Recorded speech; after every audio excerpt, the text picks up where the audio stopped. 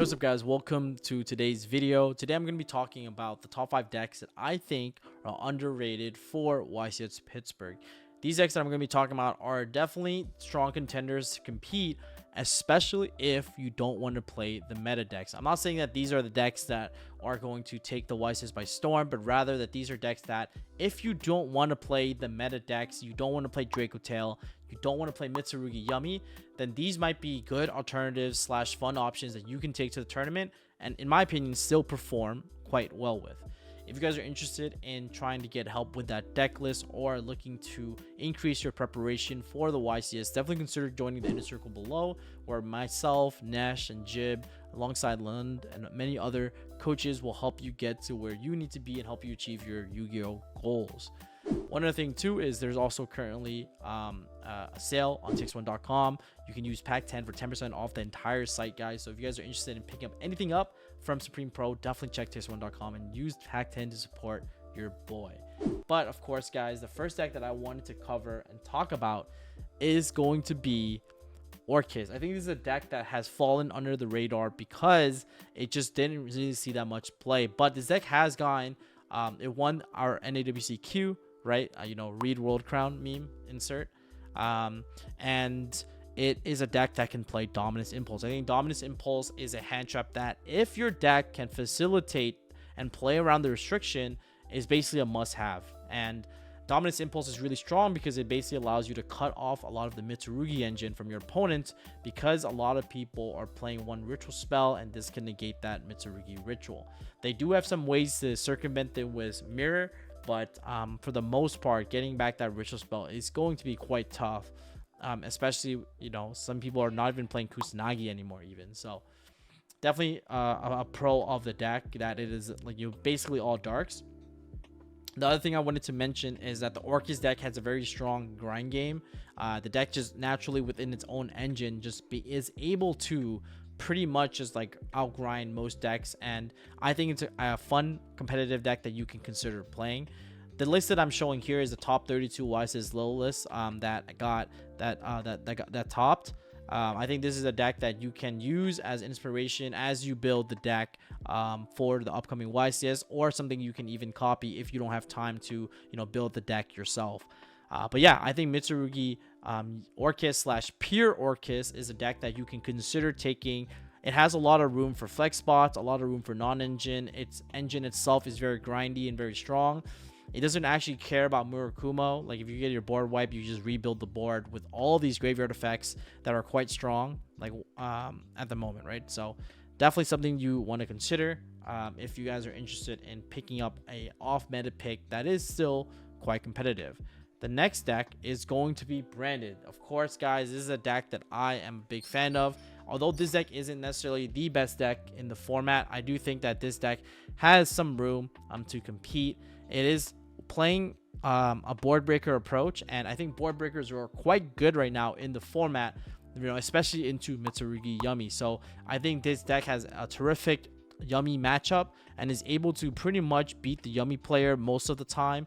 The Macrocosmos effect of Herald doesn't actually matter for you, because unlike Draco Tail, this deck does have cards like Mercurial and Tragi that triggers under the shifter-esque effect, the macro-esque effect of Herald. In fact, like if you guys watched my locals video not too long ago, you would see that I literally got shifted and ended on a couple of interruptions on my opponent's turn still and was able to win the game through shifter. So the deck definitely has plays under shifter, has ways under Herald. I think the deck is very strong, and it's one of the decks that can really capitalize on the Dark Ruler on your opponent. I'm maxing out cards like High Spirits because I think that's a really good way to beat cards like Impulse, and High Spirits basically mimics a Branded Fusion. So High Spirits is essentially another way to circumvent Branded Fusion getting stopped. So I think this is like one of the ways I currently have it built for the upcoming YCS. If you guys are interested in trying to take the list to the event, I think this deck is sleeper in the sense that it got a lot of new support that definitely made the deck a lot better, in my opinion. It definitely gave a ceiling to the end board, made it able to play through more interruptions, and I think this is a deck that actually does have a favorable pure Yummy matchup. And something if you are interested in, you can definitely consider taking this deck for a spin. All right, guys, the next deck that I want to talk over is Malice. Malice is another deck that has fallen out of favor, especially with hits to Splash Mage, making the deck a lot weaker in terms of its ability to quote-unquote pop off slash combo. However, I think this deck has a couple things going for it. First, if you look to the main deck, it can play a copy of Dimensional Shifter, which is an additional copy of a Mold Chummy slash Floodgate type hand trap that essentially can't really, that other decks that really can't play. Additionally, the deck is really strong with Board Breakers and Alert Darkness. Like, combining the two is really good, and I think that's like definitely one of the added benefits. I would probably replace Super Poly with Dark Ruler right now, but obviously this player, I believe, Rico, really strong player, has in the side deck at the moment. It can also play cards like Dimensional Fissure, which is a floodgate that not a lot of other players can play, which allows you to have essentially like 6 floods almost, like 3 die-fi and 3 barrier, which means that like when you go first game 3, even if you were to get stopped and are unable to combo, you have ways to basically make it so that your opponent passes back to you to get another turn to basically resolve your rotation, engine rotation. But yeah, I think this deck is definitely a strong contender, especially because, like I mentioned before, it's one of those decks that can play cards like Dominus Impulse, which is definitely a big pro in my opinion. I think a lot of people really did sleep on this deck, and if you look at the results of YCS Sao Paulo, you'd see that it actually ended up making top 8 as well, so multiple tops in top 32 with the deck that a lot of people thought was dead after the ban list. It makes sense though, because the deck has a lot of room for non-engine. It's always been one of the key strengths of Malice. Of course, this deck does run into the issue of having that ability to kind of brick, but I think that if you are fortunate enough to draw playable hands, it definitely is one of the scariest decks that I definitely don't even want to queue up into at the YCS. So yeah, this deck is definitely something that I'm scared about, and I think this is a deck that I think some players might even catch on to and start playing for the tournament. Next, Vanquish Soul. Is it copium? Is it hopium?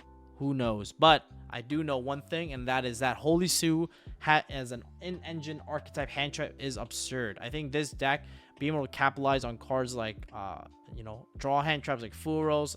I think you might consider main decking Meows over Impulse, but like it can play Shifter. It has a lot of like basically super broken hand traps that it can play. And the thing with Vanquish Soul is that it's a very scary deck to give draws, into. Like, while you can technically give draws in this deck if your opponent fools you, if you're playing a deck like Crystron K9, but the thing is, against Vanquish Soul, you have to be careful because cards like Holy Sue can really essentially like win you the game on your opponent's turn. And I think that's like definitely the selling point of Vanquish. It did lose a bit of consistency and it did lose a bit of its power.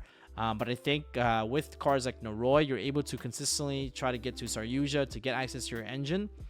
I think one of my friends, Urkum, actually ended up making, I think he made like 10th place or 9th place at YCS Anaheim with VS K9, and was able to pretty much show that, this deck is pretty much still alive and breathing.